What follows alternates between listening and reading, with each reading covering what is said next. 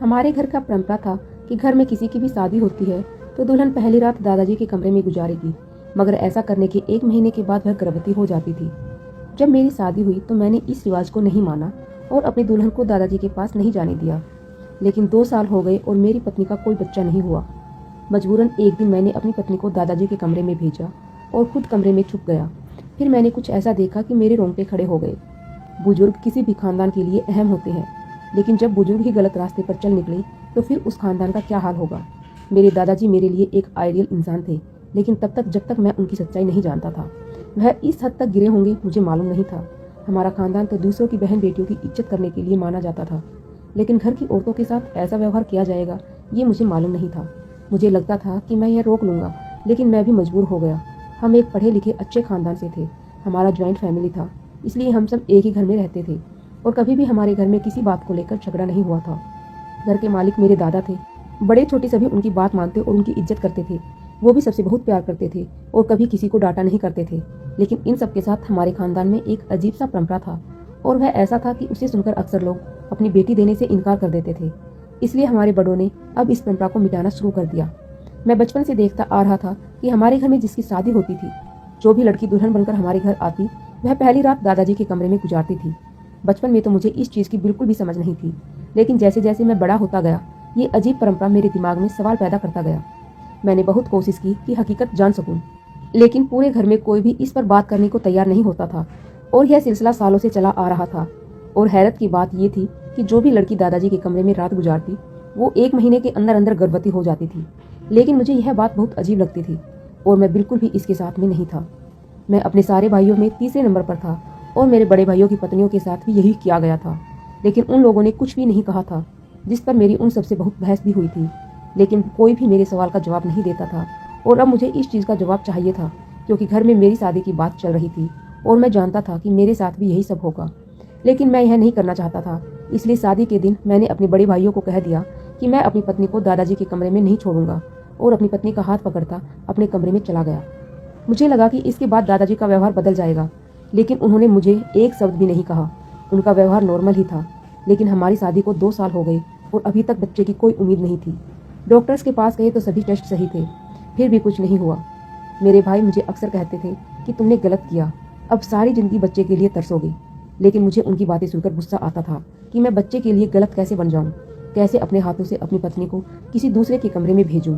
भले ही वो मेरे दादा थे, लेकिन मेरी पत्नी के लिए गैर ही थे, और मैं कभी भी इतना बेगैरत नहीं हो सकता था कि अपनी पत्नी को अपने हाथों से उनके पास भेज दूं। मेरी पत्नी को भी यह परंपरा बिल्कुल पसंद नहीं थी और उसको बहुत अजीब लगता था। लेकिन जैसे जैसे समय गुजरता जा रहा था, लोगों की बातें हमें डिप्रेशन में डालती जा रही थी, क्योंकि हमारे खानदान में सबके बच्चे थे, सिर्फ हम ही थे जो इतने सालों से बच्चे नहीं किए थे, और अभी दूर तक कोई उम्मीद भी नहीं थी। मेरी पत्नी अब खोई गुमसुम रहने लगी थी। शायद वो डिप्रेशन में आ गई थी। वो चिड़चिड़ी सी हो गई थी और एक दिन उसने खुद कहा कि मुझे दादाजी के कमरे में भेज दे। मैं तो उसकी बात सुनकर गुस्से में आ गया कि मैं ऐसा कैसे कर सकता हूँ। लेकिन उसने कहा कि हम हमेशा बिना बच्चे के नहीं रह सकते, इसलिए आपको यह तो करना ही पड़ेगा। मैं उसकी बात से बिल्कुल भी सहमत नहीं हुआ और मैंने उसे डांट कर चुप करवा दिया कि अगर बच्चे होना होगा तो भगवान हमें दे देगा। लेकिन वक्त गुजरने के साथ साथ उसकी जिद बढ़ती जा रही थी और कोई उम्मीद नजर न आने की वजह से मैं भी अंदर ही अंदर कायल होता जा रहा था कि जहाँ बाकी सबने अपनी बीवियों को टाइम दे दिया और शादी की पहली रात ही दादाजी के कमरे में भेज दिया, यहाँ तक कि मेरी माँ और बड़ी मम्मी, मेरी छोटी मम्मी तक एक एक रात दादाजी के पास गुजार चुकी है, तो मेरी बीवी ने भी अगर गुजार ली तो उससे क्या हो जाएगा। आखिरकार बहुत मजबूर होकर एक दिन मैंने दादाजी से कहा, मैं आज रात अपनी पत्नी को आपके कमरे में छोड़कर जाऊंगा। उन्होंने कहा कि ठीक है, और उसके बाद वो कुछ भी ना बोले। रात हुई तो मैंने सोच लिया कि मैं पहले ही जाकर कमरे में छुप जाऊंगा और देखूंगा। लेकिन उसी रात मेरे दोस्त का एक्सीडेंट हो गया और मुझे इमरजेंसी हॉस्पिटल जाना पड़ा। क्योंकि मैं बात कर चुका था, इसलिए उस रात को मेरी पत्नी दादाजी के कमरे में गई थी। दूसरे दिन जब मैं वापस आया तो मेरी पत्नी अपने कमरे में थी। मैंने उसे फौरन पूछा कि रात को क्या हुआ। उसने कहा कि मुझे तो कुछ भी मालूम नहीं है कि क्या हुआ है, क्योंकि जब मैं दादाजी के कमरे में गई तो उन्होंने मेरे सर पर हाथ रखा और उसके बाद कुछ अजीब सी खुशबू आई और मुझे कोई होश नहीं रहा। सुबह जब होश आया तो मैं उनके बिस्तर पर सो रही थी और दादाजी सोफे पर बैठकर अखबार पढ़ रहे थे। उसके बाद मैं उठकर बाहर आ गई। उसकी बात सुनकर मुझे अजीब सा महसूस हुआ था कि दादाजी को मेरी पत्नी को बेहोश करने की क्या जरूरत थी, जबकि मैंने खुद अपनी खुशी से पत्नी को भेजा था। अब तो ये बात मुझे और गलत लगने लगा। लेकिन कोई भी कुछ बताने को तैयार नहीं था। मैंने दादाजी से भी सवाल किया, लेकिन उन्होंने कहा कि अभी वक्त नहीं है, इसका वक्त आया तो मैं इसका जवाब तुम्हें दे दूंगा। लेकिन अपनी पत्नी को खुश देखकर मैं भी चुप हो गया। फिर सच में 1 माह बाद मेरी पत्नी गर्भवती हो गई। अब तो मुझे अजीब सा महसूस होने लगा कि यह बच्चा मेरा है भी या नहीं। लेकिन मेरी पत्नी इस बच्चे को पाकर बहुत खुश थी और उसको खुश देखकर मैं भी खुश होने लगा था। लेकिन दिल के अंदर शक खत्म नहीं हो रहा था। लेकिन अपनी पत्नी के सामने ये जाहिर नहीं होने दिया था, क्योंकि इससे उसकी खुशी खराब हो सकती थी। मैंने सोच लिया कि मैं बच्चे के पैदा होने के बाद उसका डीएनए टेस्ट करवाऊंगा, फिर उसकी रिपोर्ट के साथ दादाजी से सवाल करूंगा। वो वक्त मेरे लिए बहुत ही मुश्किल था, क्योंकि जब भी मैं अपने बच्चे की खुशी महसूस करके खुश होने लगता तो वो रात मेरे दिमाग में आ जाती और मैं ना ठीक तरह से खुश हो पा रहा था और ना परेशान। किसी तरह वो वक्त खत्म हुआ और मुझे भगवान ने चांद जैसा बेटा दिया। ये खुशी इतने सालों के बाद मिली थी, इसलिए सभी बहुत ज्यादा खुश थे। और सबसे ज्यादा शायद मेरे दादाजी खुश थे, क्योंकि अपने पूरे बच्चों में उन्हें सबसे ज्यादा मुझसे प्यार था और मेरे बच्चे की खुशी शायद उन्हें सबसे ज्यादा थी। मेरी आंखों में शक की पट्टी बंधी हुई थी और मैं उनकी खुशी को भी शक की निगाह से देख रहा था। जब हमारा सारा खानदान खुशियां मनाकर चले गए तो एक दिन मैंने चुपके से बच्चे को उठाया और निकल गया। मेरी पत्नी ने पूछा कि कहाँ जा रहे हो, तो मैंने कहा बाहर से घुमाकर आता हूँ, और बच्चे को हॉस्पिटल ले गया और जाकर अपना और अपने बच्चे का टेस्ट करवाया। मेरे दिमाग में कहीं ना कहीं ये बात जरूर थी कि यह बच्चा मेरा नहीं है, और बस यही चीज मुझे दिल से खुशी नहीं दे रही थी और मुझे टेस्ट करवाना पड़ा, जिसका रिपोर्ट 3 दिन बाद आना था। वो 3 दिन मैंने कैसे गुजारे वो मुझे ही मालूम है। जिस दिन रिपोर्ट मिलने वाला था उस दिन सुबह से ही मेरे दिल का बुरा हाल हो रहा था। बार बार एक सवाल मेरे दिमाग में आ रहा था कि अगर ये बच्चा मेरा ना हुआ तो मैं किस मुंह से इसको अपना बच्चा कबूल करूंगा और दादाजी से क्या सवाल करूंगा, जबकि मैं खुद अपनी पत्नी को उनके कमरे में छोड़ आया था। मैं रिपोर्ट लेने गया तो रिपोर्ट पकड़ते हुए मेरा बीपी हाई हो गया, शायद बहुत ज्यादा टेंशन लेने की वजह से। मैं हॉस्पिटल में था, इसलिए फौरन मुझे इमरजेंसी में ले जाया गया। डॉक्टर्स मेरे घर बताना चाहते थे, लेकिन मैंने मना कर दिया कि अगर वो सब यहाँ आए तो टेस्ट का राज भी खुल जाएगा। मैं रिपोर्ट लेकर घर आ गया। मुझ में हिम्मत नहीं थी कि मैं वो खोलकर देखूं कि उसमें क्या है। टेस्ट तो मैंने करवा लिया था, लेकिन अब तक खोलकर देखने की हिम्मत नहीं हो रही थी और खुद पर गुस्सा भी आ रहा था कि मैंने बाकी सबकी तरह जो है जैसा है उसकी बुनियाद पर फैसला क्यों नहीं कर लिया। मैंने क्यों इस सारे चक्कर में पड़ा। लेकिन कहते हैं ना कि किसी किसी का दिमाग बहुत दूर तक जाता है, और शायद मेरे साथ भी यही हुआ था।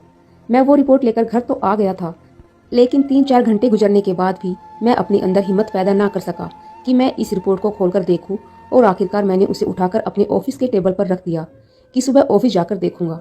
लेकिन शायद भगवान को मंजूर नहीं था कि मैं इस राज पर से पर्दा उठा सकूं, इसलिए 1-2 दिन काम में इतना बिजी था कि मेरा ध्यान रिपोर्ट की तरफ से हट गया। और जब मैंने दोबारा से रिपोर्ट को ढूंढा तो मुझे नहीं मिली, शायद कागजात में कहीं आगे पीछे हो गई थी। मैंने पूरा ऑफिस छान मारा, लेकिन वह रिपोर्ट मुझे नहीं मिला था। मुझे समझ आ गया भगवान भी नहीं चाहते कि मैं इस राज से पर्दा उठा दूं, इसलिए मैंने जो है जैसा है की बुनियाद पर अपने बच्चे को कबूल कर लिया। इस सिलसिले में 2 साल और गुजर गए और मेरी पत्नी एक बार फिर गर्भवती हो गई।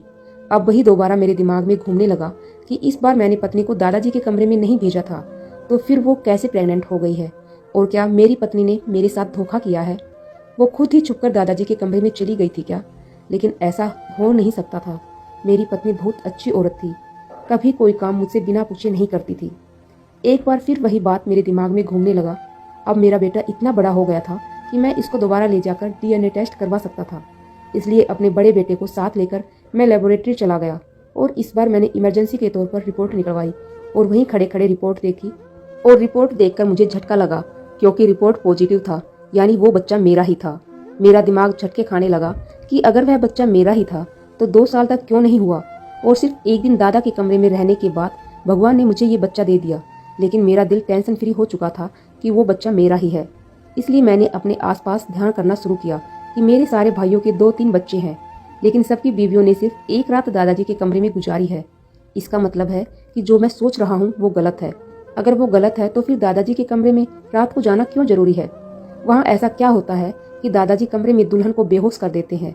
यह राज जानना अब मेरे लिए बहुत जरूरी हो गया था, क्योंकि मेरा सबसे छोटा भाई जवान था और उसकी शादी के बारे में सोचा जा रहा था, और अब उसकी पत्नी के साथ फिर वही सब होना था जो मैं नहीं चाहता था।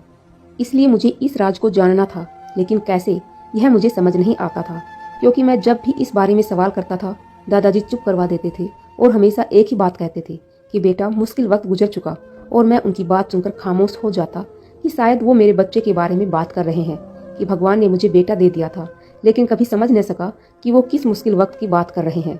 और फिर इस बात को भी 1 साल गुजर गया और मेरे भाई की शादी आ गई। अब मैंने सोचा कि दोबारा इसके साथ वही होगा, लेकिन मुझे कमरे में रहना था। मुझे मालूम करना था कि दादाजी पहली रात दुल्हन के साथ क्या करते हैं। इसलिए शादी के दिन मैंने बहाना किया कि मेरा एक दोस्त बीमार है और मुझे इमरजेंसी में वहां जाना पड़ेगा। जब सारी फैमिली बैठी हुई थी तो मैं उन सबके सामने उठा और बाहर निकल आया। सबने यही समझा कि मैं दोस्त की तरफ चला गया हूँ, लेकिन मैं पिछले दरवाजे से खिड़की के रास्ते दादाजी के कमरे में घुस गया। वो कमरे में नहीं थे, मैं उनके कमरे में छुप गया। अब मुझे इंतजार था कि कब दादाजी और नई दुल्हन कमरे में आएंगे।